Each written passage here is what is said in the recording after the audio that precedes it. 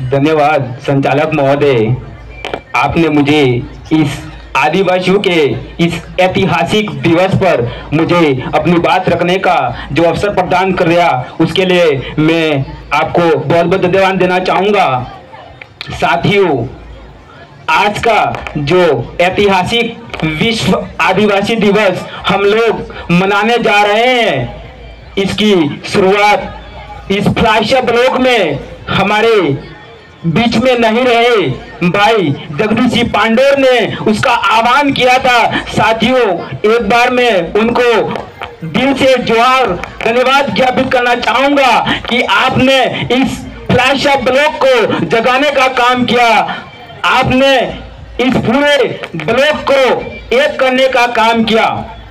साथियों, मैं विभिन्न गांवों से पधारे हुए मेरे बीच में यहाँ पर आए हुए माता पिता, मेरे बड़े भाई, नारी शक्ति, युवा साथियों, आप सभी को धन्यवाद देना चाहूंगा कि आप लोग अपने इस ऐतिहासिक विश्व दिवस के मनाने के लिए यहाँ पर आए हैं। साथियों, ये आदिवासी दिवस न कि भारत में ही नहीं, पूरे विश्व भर में जहाँ जहाँ पर भी हमारे आदिवासी लोग रहते हैं वहां पर मना रहे हैं। साथियों, हमें गर्व होना चाहिए। मैं अपने आप को गौरवान्वित महसूस करता हूँ कि मैं इस समाज का हिस्सा हूँ, जिस समाज ने पूरे विश्व भर में एक लोगों को प्रकृति को बचाने का काम किया है, पर्यावरण को बचाने का किसी ने काम किया है, वो हमारा समाज है। साथियों, हमें गर्व होना चाहिए कि हम लोग इस समाज के हिस्सा हैं।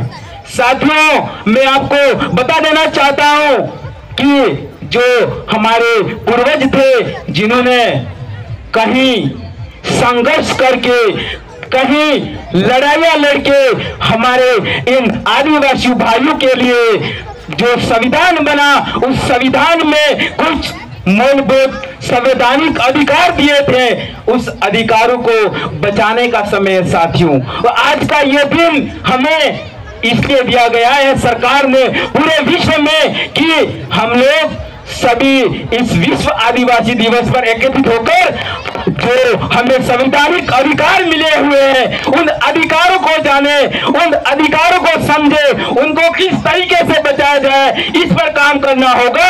हम नहीं तो हम इसी तरीके से आदिवासी विश्व आदिवासी दिवस मनाते रहेंगे। पर जब तक हम लोग जो अधिकार मिले हुए हैं संविधान में, उनको बचाने का काम नहीं करेंगे तो हमारा ये विश्व आदिवासी दिवस मनाना व्यर्थ होगा। साथियों, इस बात को समझना होगा, क्योंकि आज जो हमारा समाज है, जो सभी का कल्याण करने वाला समाज है, फिर भी आज आजादी के कई वर्षों के बाद भी सबसे पिछड़ा हुआ समाज में गिना जाता है। इसके क्या कारण है, ये क्यों गिना जाता है, इस बात को समझने की जरूरत है। जब तक हम लोग इस बात को नहीं समझेंगे, तब तक हमारे समाज का कल्याण नहीं होगा। साथियों, हम लोग बात करते हैं कि हमारे समाज में आज भी जो मूलभूत सुविधाएं हैं, जैसे पानी, सड़क, आज भी हमारे लोगों को नहीं मिलते। क्यों? इसका कारण क्या है, इस बात को समझना होगा। जिस दिन आज भी हम लोग बात करते हैं, हमारे ऐसी जगह है जहां पर पहाड़ी इलाकों में आज भी आने जाने के रास्ते नहीं बने हुए हैं। साथियों, कितनी कठिनाइयों का सामना करता है हमारा समाज, इस बात को हमें समझना होगा। साथियों, क्यों, इसके क्या कारण है, जब तक हम लोग इस बात को नहीं समझेंगे तब तक हमारे समाज का विकास नहीं होगा। साथियों, क्योंकि हम लोग कहीं न कहीं एक दूसरे के ऊपर बोलते रहते हैं कि ये काम वो करेगा। साथियों, हमें मिलकर करना होगा, हमारी समस्याओं का समाधान हमें मिलकर करना होगा। आज जब सब लोग यहाँ पर आते हो, उत्साहित होकर आते हो कि आज हमें कुछ सीख के जाएंगे, जब यहाँ जाने के बाद में जब हमारे गांव में कोई समस्या होती है तो हम लोग सब एक ही बात कहते हैं कि इस काम में नवरो कौन जाए, परिवादियों खातों है। जब हमारे गांव में कोई रास्ता बनता होगा तो हमारा हक बनता है कि हम उस ठेकेदार से बात करें, उन लोगों से बात करें कि वह बेहतर बनाइए। पर हम लोग नहीं, होता होगा ठेकेदार है, करता होगा। हम लोग हमारी जिम्मेदारी से जुड़ाते हैं। साथियों, जिस दिन हम लोग हमारे जो संवैधानिक अधिकार मिले हुए संविधान में, वो बातें हम समझ गए और उनके खिलाफ बोलने लग जाएंगे। हम हो सकते हैं हम उनके लिए बुरे बने, लेकिन हमारे समाज का भला होगा साथियों।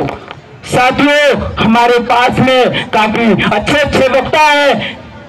मैं समय ज्यादा नहीं लूंगा, मैं अपनी बात को विराम दूंगा। आप सभी को धन्यवाद देना चाहूंगा कि आपने मेरी बात को सुना। इसके लिए आप सभी को बहुत बहुत धन्यवाद। जय जोहार, जय आदिवासी, जय बिल प्रदेश।